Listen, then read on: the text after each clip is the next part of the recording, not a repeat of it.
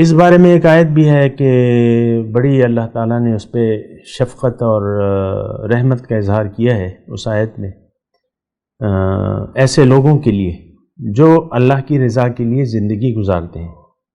وَمِنَ النَّاسِ مَن يَشْرِي نَفْسَهُ ابْتِغَاءَ مَرْضَاتِ اللَّهِ وَاللَّهُ رَءُوفٌ بِالْعِبَادِ، لوگوں میں سے بعض ایسے ہیں جو کہ اللہ کی رضا کے لیے، جنہوں نے اپنے آپ کو بیچ دیا ہے اللہ کی رضاؤں کے لیے۔ اللہ من الشیطان الرجیم، بسم اللہ الرحمن الرحیم۔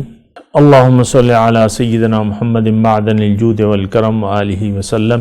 سامعین و ناظرین اکرام، السلام علیکم ورحمۃ اللہ وبرکاتہ۔ آج کا ہمارا موضوع یہ ہے کہ شرک کیا ہے۔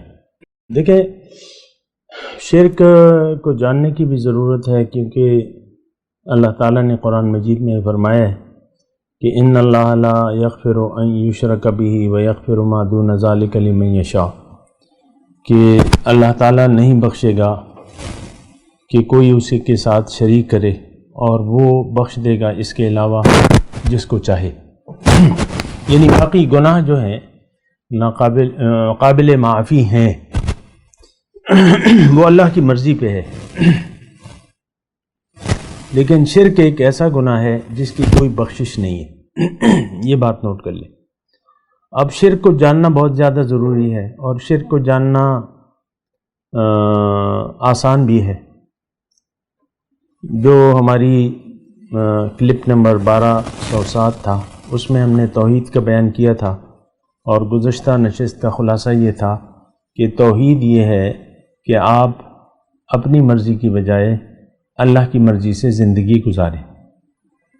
دیکھیں، قرآن پاک میں ایک آیت ہے، الیوم اکملت لکم دینکم واتممت علیکم نعمتی وردیت لکم الاسلام دینا۔ اللہ تعالیٰ نے فرمایا کہ آج میں نے تمہارے لیے تمہارا دین مکمل کر دیا ہے، اور نعمتیں تمام کر دی ہیں، اور میں راضی ہوں تمہارے لیے دین اسلام پر۔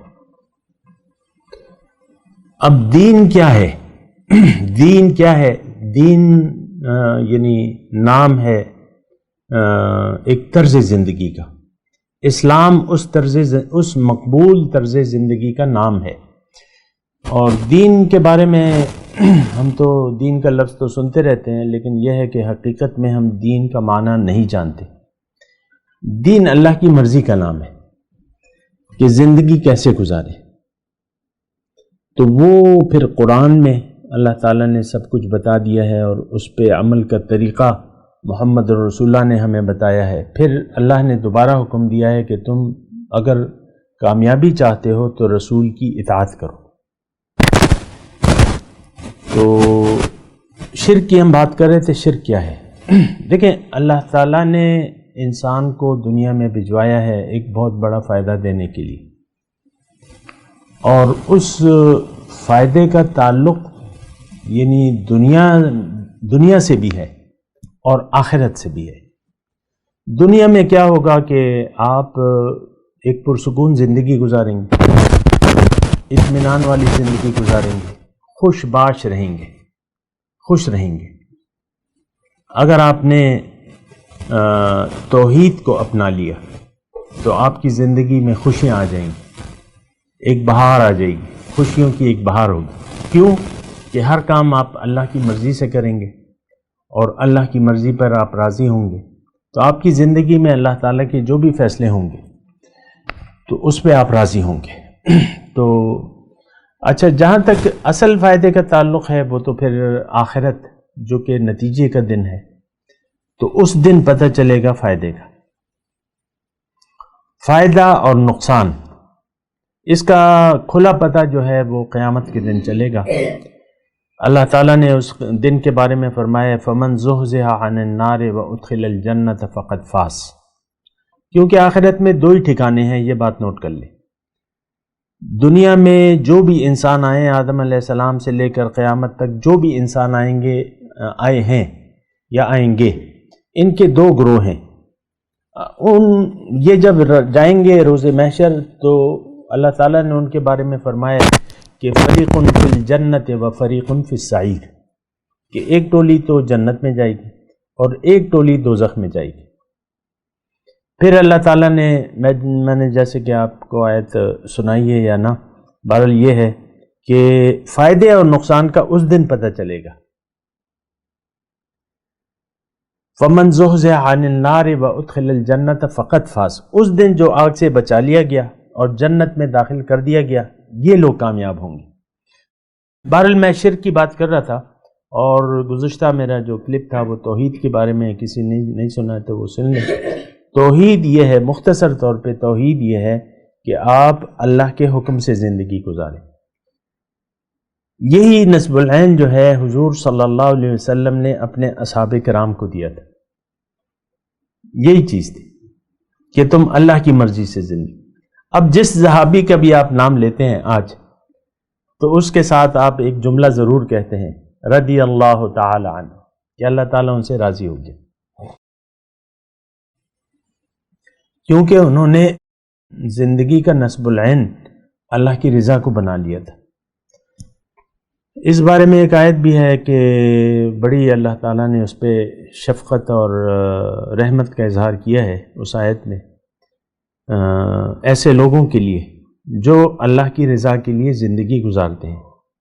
وَمِنَ النَّاسِ مَن يَشْرِي نَفْسَهُ ابْتِغَاءَ مَرْضَاتِ اللَّهِ وَاللَّهُ رَءُوفٌ بِالْعِبَادِ.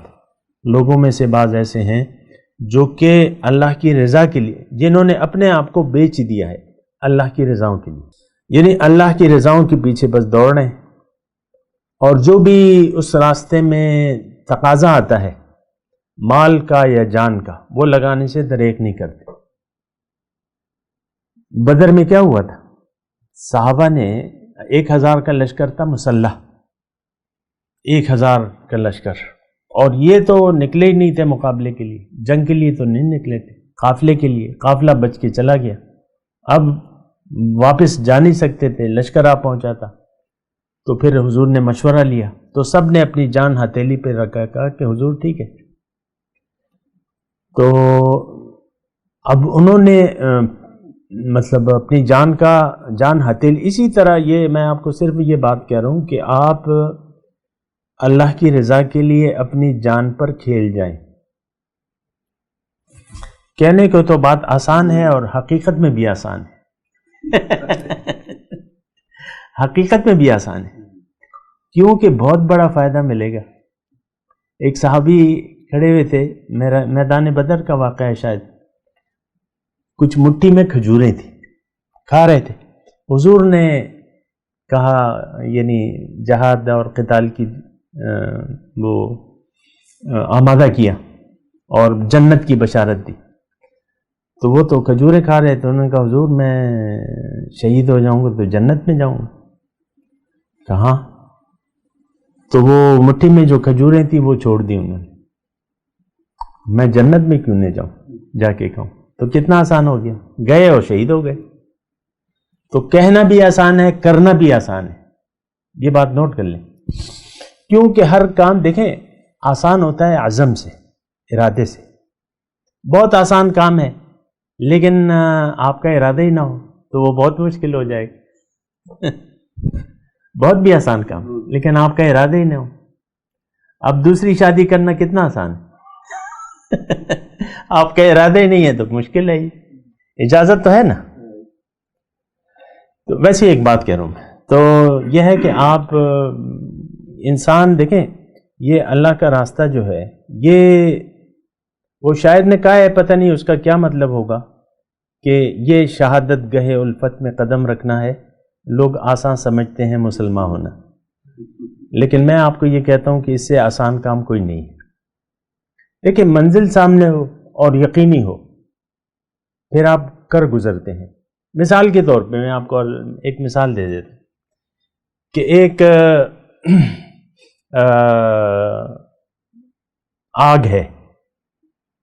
آگ ہے تقریباً اس کا یعنی 10 مرلے کی جگہ پہ لکڑیوں کا ایک الاؤ، 10 مرلے کی لکڑیوں کا الاؤ کسی نے وہ جلا دیا.